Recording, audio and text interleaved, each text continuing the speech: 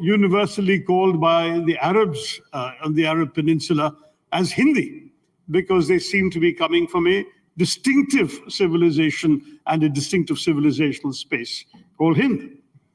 There's also, of course, the more modern idea of India since 1947, the boundaries of our nationhood. And that idea, again, is a somewhat complicated one, because in some ways, if you look at our astonishing variety and diversity, it's almost as if the European Union suddenly dissolved all their individual sovereignties and came together as one country with one capital, one constitution, one political system. That's the kind of diversity we incorporate within that idea of India. But I essentially come down very simply to the idea that established the present contours of our country on the 15th of August, 1947. Because as you know, our country was born, our birth was also an abortion. It was a birth that witnessed the savage partition of the land. And at that time, it was an era where within the next 5 years, there were other partitions. You had East and West Germany, you had North and South Korea, North and South Vietnam. But unlike all of those, ours wasn't geographical. It wasn't all North Indians going one way and South Indians going another. Ours had nothing to do with ideology. It wasn't all the communists or Marxists going into one country and the capitalists going into another. Ours was based on a totally different dispute. It was about one simple question: whether religion should be the basic determinant of nationhood. And those who said that their religion determined their national identity, they went off and created Pakistan. And those who remained said, no, our struggle for freedom was a struggle for everyone, and we are determined to create a country for everyone. And they spent the next 3 years writing a constitution, 2 years and a bit, writing a constitution that incorporated that fundamental idea. That fundamental principle was the idea of India. The idea essentially that it didn't actually matter what your caste was, your religion was, your language was, which part of the country you were born in, the color of your skin. If you were a citizen of India, you would have the same rights as everyone else, and none of those factors mattered at all. That was the essential idea of India. And in those situations, you found a number of challenges, undoubtedly, because of this vast variety we've talked about.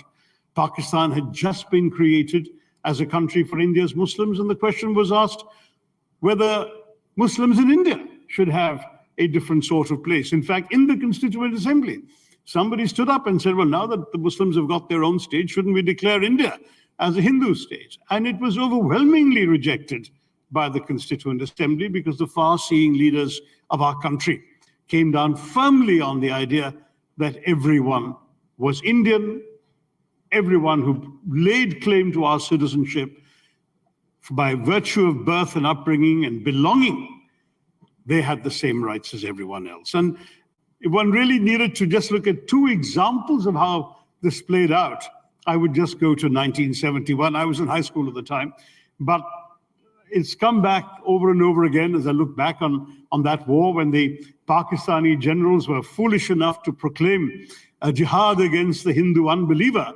and they confronted a military headed on the Indian side by a general who's Parsi, General Manekshaw, with an air force in the northern sector commanded by a Muslim, Air Marshal, later Air Chief Marshal Latif. In the east, where the war was fought in what was then East Pakistan, the general officer commanding the Eastern Command was a Sikh, General Jasdeep Singh Arora, and the general we helicoptered into Dhaka to negotiate the terms of surrender of the Pakistanis was Jewish, Major General J.F.R. Jacob. That was India in 1970.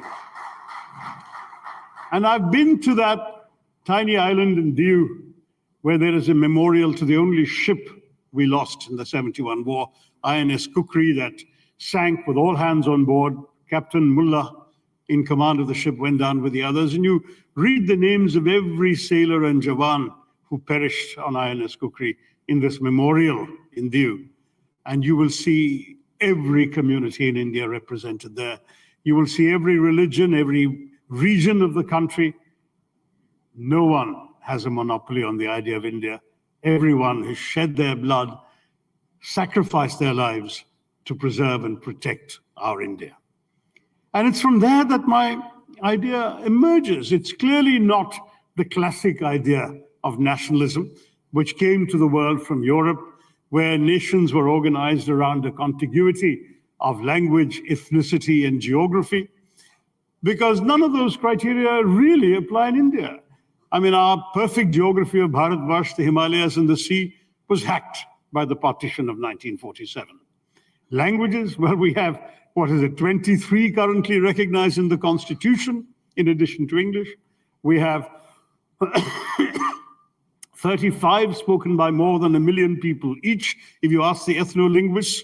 And I think we have about 22,000 dialects, some of which are spoken by more people than speak Norwegian or Danish.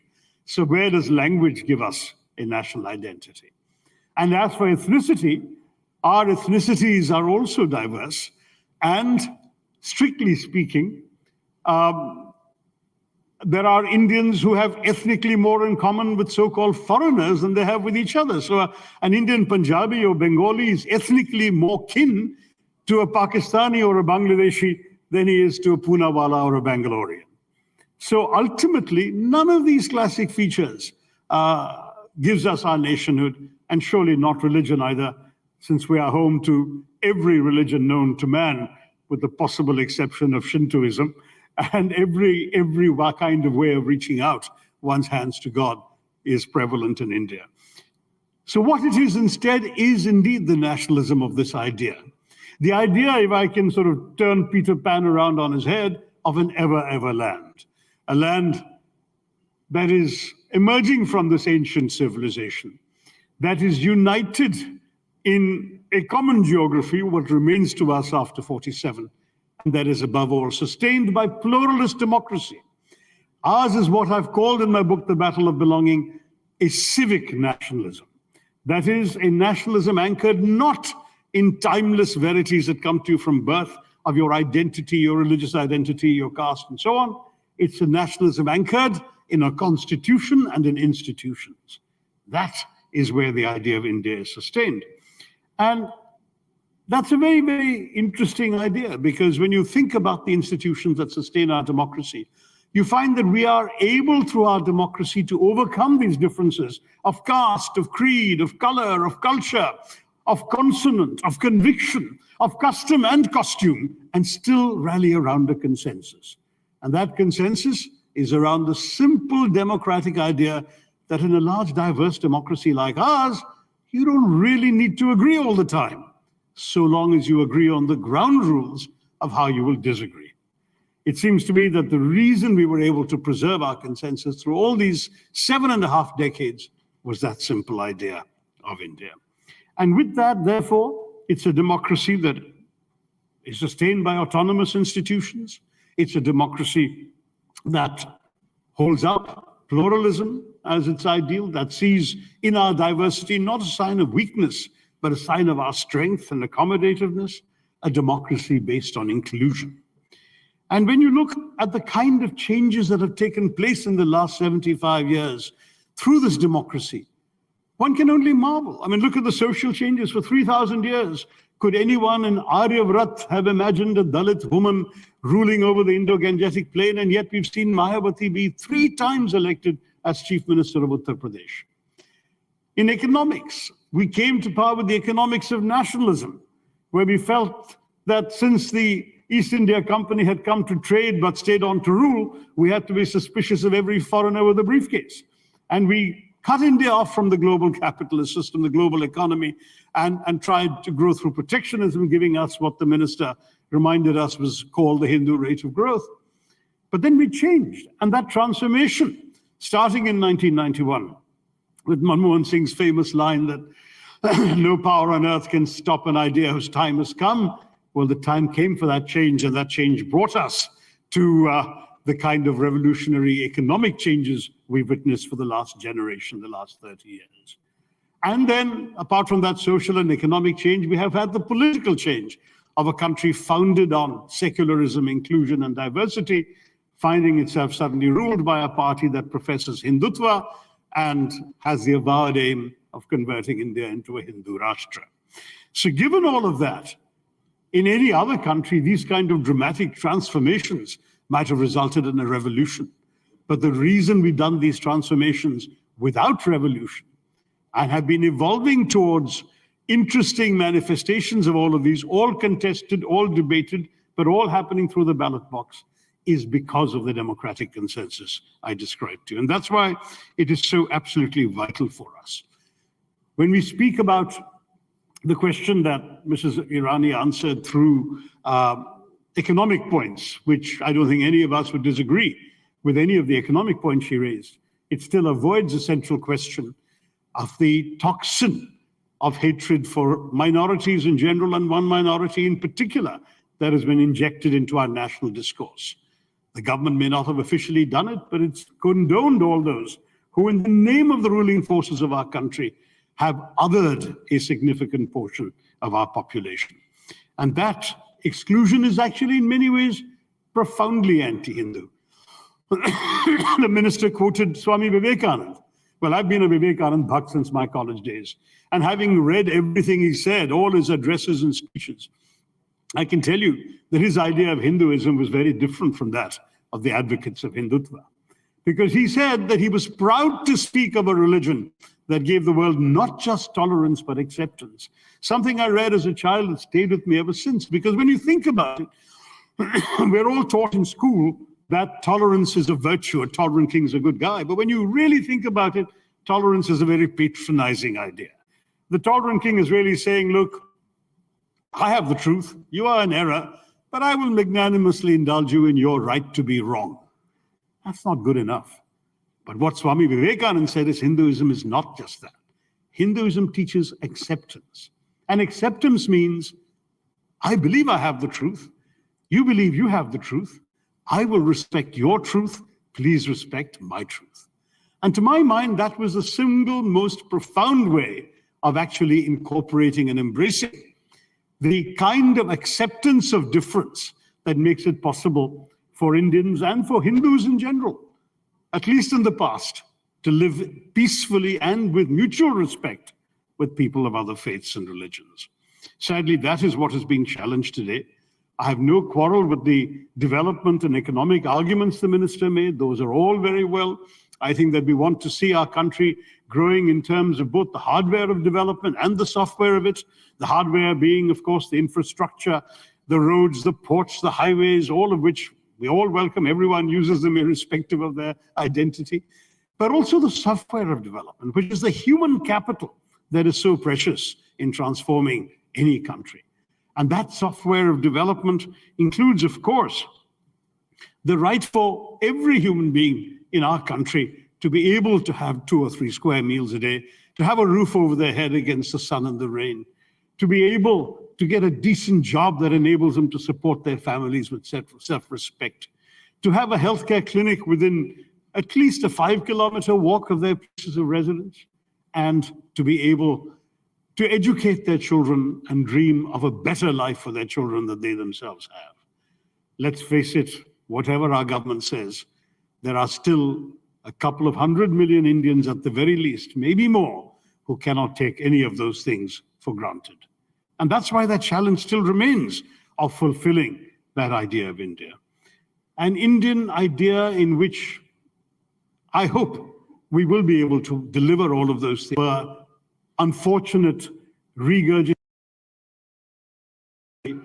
to beat today's people over the heads with the sins of their supposed forebears 5 or 6 centuries ago. An India in which we will, in fact, not have a government telling us what to eat, who to sleep with, who to love, what to think, what to say, but a system in which gave us all Indians will be able to think, live, breathe, worship, eat, thrive freely, unafraid of the prowess or the products of the outside world, unafraid of the religious biases of their neighbors, but willing to take the world as it comes, to accept the differences they see around them, to embrace them as part of the glorious tapestry that makes up the idea of India. That is an India that will truly shine, and it will shine for all. Thank you very much, and Jai Hind. Thank you, Dr. Tharoor. So I reckon we can safely say you and Ms. Irani don't concur on the idea of India. Well, I think it's fairly clear from what I've said and what she said. All right. Okay. So you spoke of in your speech that every person across India has an equal right to the idea of India. But Dr. Tharoor, would you reckon that what has made this India movement right now, also somewhere down the line, and we can't be in denial of it, is the alienation of possibly the majority community, that we see now the assertion of this naked, raw, belligerent Hindutva? You know, the fact is that politicians, I'm afraid, have to bear an awful lot of responsibility for much of what communities are told they ought to feel. If Hindus are repeatedly told that a particular minority is pampered and spoiled and appeased and all such language, it flies in the face of the basic facts that show that that community is disproportionately poor, disproportionately undereducated, underrepresented in the armed forces, the civil services, and the elite professions, and overrepresented in the prisons. Now, is that a community that has been pampered by us for 75 years? I think we've got to be objective, look at the facts and say, we all have challenges. There are peculiar reasons why that community is behind, but instead of blaming them, particularly for the sins of ancestors long dead and buried, it's a way of dividing a country that needs unity. And unity does not mean uniformity, as some people in the ruling establishment seem to think. Dr. Tharoor, do you really see it being limited to just politicians? Because the sheer fact that we are talking about the emergence of what you call toxic Hindutva, for a lot, it's not toxic Hindutva. It's a long time in the coming. You don't see it like that? It can't be a creation of just the politicians. Look, human beings are certainly sort of seducible by the argument that they are better than others. They're seducible by the proposition that they can hold their head up high and there's much to be proud of. The irony, and I've written about this extensively in my books, Why I'm a Hindu and the Hindu Way, is that I see a lot to be proud of in being a Hindu, but I don't see my pride as a Hindu coming at the expense of any other community. It's not a question of my being better than someone else. It's my being descended from a faith that has a lot that I can cherish, and from ancestors who've achieved a great deal that perhaps we haven't done enough to acknowledge during the colonial period. So let's revive all of that. Let's celebrate it. Why must it be at the expense of another community or communities? That's where I part company with the Hindutva movement. See, when Vivekananda talked about Hindus in India, arise, awake, he wanted them to awake to their own great possibilities, anchored in the sense of inclusion, rather than the kind of exclusionary interpretation that the Hindutva movement has brought to our country. But Dr. Tharoor, that's your idea of India. And quite a few would suggest that don't be patronizing to somebody else's idea of India. And for them, they do feel that they've been possibly alienated. And for them, they need to assert themselves, even if it comes through religion. Look, in any democracy, everyone is entitled to their own ideas. Certainly, I'm entitled to mine. They're entitled to theirs. As long as they have power, they'll think that theirs is the one that must prevail. But, you know, the tables can always be turned. That's what the ballot box is for. But equally, let me say very clearly that whatever their ideas of India, mine is anchored very firmly in the Constitution. There's nothing I've said today that departs from what the Constitution prescribes for all of us. Is that true of what they've been saying? That's the question they need to ask themselves. You talk about Dr. Ambedkar. What would be, you've spoken extensively about that also in your vision document, but what would be your critique of it if you had to make one? What would be? Your critique of it if you had to make No, I'm actually a big fan of Ambedkar because I've written a book about him very recently, and his ideas and speeches and writings are very much fresh in my mind. I'm afraid that one of his biggest objections was to the idea of Hindu Raj, which is why there's a delicious irony to Ambedkar being extolled by the Hindutva movement, because he was quite savage in his critique of the idea of majoritarian rule, particularly one based on religious community identities. I have to tell you that very simply, he believed very passionately in the principles that were espoused in the Constitution. He made a couple of remarkable speeches when the document was finally to be passed by the Constituent Assembly, which really have stood the test of time. I've quoted them extensively in my short book on Ambedkar, so I hope some of you will go to it and read. But at bottom, as he said, in any case, there are problems in our society. He said, we've created a society with one person, one vote. But I mean, a constitution with one person, one vote. But we have a society where one person doesn't have the same value as another person. We're one man, one vote, but not one man, one value. And he said, we have essentially put our liberal democracy or as the topsoil, as a dressing, onto a soil that is fundamentally undemocratic and illiberal. Strong language. But he wanted us to transform ourselves and our society. I think he would, for example, have been pleased to see someone like a Dalit woman becoming a chief minister. But at the same time, he would have wanted to see much more profound changes right across the way in which our system works. And to my mind, ours is still a work in progress. It's still unfinished. The challenges still remain.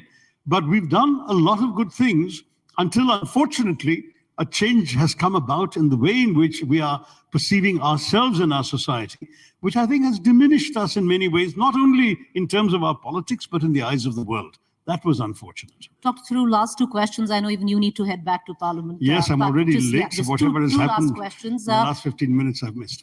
Right. So what's created this India moment is also because the old India continues to argue with the new India. And I want you to maybe draw a parallel with what we see in the narrative, be it Gandhi or Nehru. No, in fact, no one agrees. I mean, no one can disagree with the idea that we need a new India. We have to constantly be reinventing ourselves. That's what any evolving society or polity needs. The tendency I deplore is to sort of contrast it as if it's Bharat fighting India, that we are all these deracinated elite cosmopolitans describing our far-flung ideas in English, while they, the authentic sort of rooted Bharatvasis, are fighting for a more anchored India. I think that it's a disservice to the essential decency and tolerance that most Indians practice in the villages in their daily lives. And I'm a person who has spent a month to 6 weeks every year in my childhood in a village, including for many of those years without electricity or piped water. I've seen village life, and I think most people very decently live with each other. They accept the differences we have with each other. What Vivekananda was talking about is genuinely the normal Indian way. We have stoked a sense of difference. We have made people feel resentful. We have blamed, we've made it easy for people who have not done well in life to blame others for their misfortunes rather than themselves. And that is where I do blame our politicians for stirring up such negative sentiments. I would have preferred, as Gandhiji and Nehruji and others did, a much more positive, inclusive and forward-looking kind of thought that kept saying we can do better, we can make ourselves better, we can hold up higher ideals to ourselves. I'm going to ask you a final news question. So, Dr. Tharoor, we are going to Parliament. So is Rahul Gandhi going to apologize this I don't afternoon? think he's got anything to apologize for. I mean, that's the amazing thing about them. The BJP is brilliant, I must say, at politics. And one of the things they've done is they have blamed him for something he hasn't said, and then managed to stick that charge on his neck and demand that he apologize for something he hasn't said. At no point has he ever called foreign countries to intervene in our democracy. There is not one sentence. In fact, the Indian Express, I think, ran extensive excerpts from all his 4 appearances in the UK to actually quote what he said. What he said was explicit. He said, this is our problem. It's an Indian problem. Indians will solve it. But you should be aware because Indian democracy is a global public good. Now, I see nothing there to apologize for.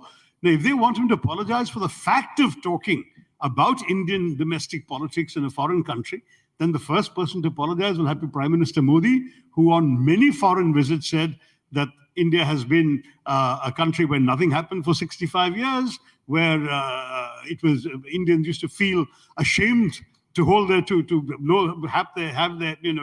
show their faces abroad. Now they can hold their heads with pride for the first time since Mr. Modi became Prime Minister. I think when he apologizes for statements like that, then all of us can apologize for saying the opposite abroad. I think this is a level of political discourse that we ought to grow up. But Dr. Tharoor, I wouldn't be doing due diligence to being a journalist, because I'll correct you there.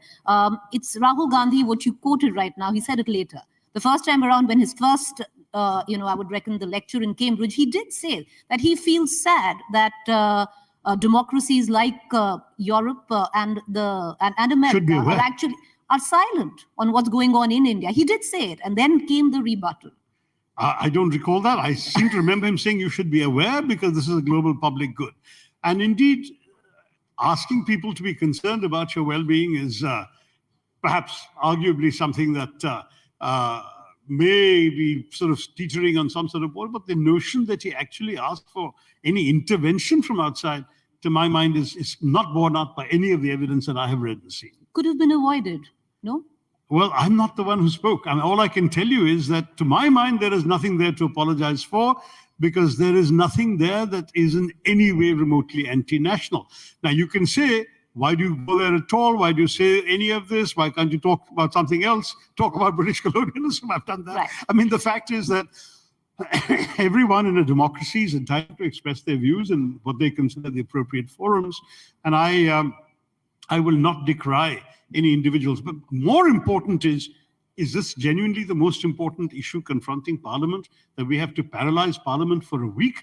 Or can we not move on beyond all this tutu meme and focus on the real problems of the nation? That's where I stand. Away from the tutu meme. Thank you, Thanks very Dr. Tharoor, for joining us. Appreciate it. May I call upon stage Mr. Bharat Kaushal, MD, Hitachi, to come up and deliver a small token of our appreciation to Dr. Tharoor. Thank you, sir.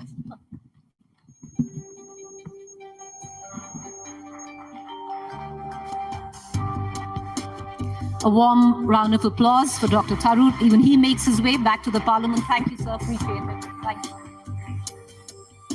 All right, let's move on to our next vision statement. And I'd like to invite on stage Delhi's newly minted Education Minister, PWD Minister, Atishi from the Aam Aadmi Party. Do come up on stage. It's yours. Thank you, Preeti. When the India Today Conclave team asked me to speak about the idea of India, I started thinking about what that meant to me in my lived experience. And my mind actually went back to my childhood. And maybe many of you have had this childhood experience, because when I was in school, which was not many years ago, when the summer holidays used to start, which is about this time of year, our parents would bundle us up all in a car and take us to our grandparents' home, where our cousins from all parts of the country would come. And the next couple of months would be spent in these loud, noisy households where parents, children were all busy talking, eating, fighting. And I thought that, to me, that is what India is. That every member of a family was together. They were talking. They all had a voice. And yes, those voices were noisy. But every voice got a space to express itself. And I remember at my grandparents' home in Chandigarh, where we would spend our summer vacations. So you would have different parts of the household where different kinds of voices would emerge. You would have voices of the children who were, of course, complaining against their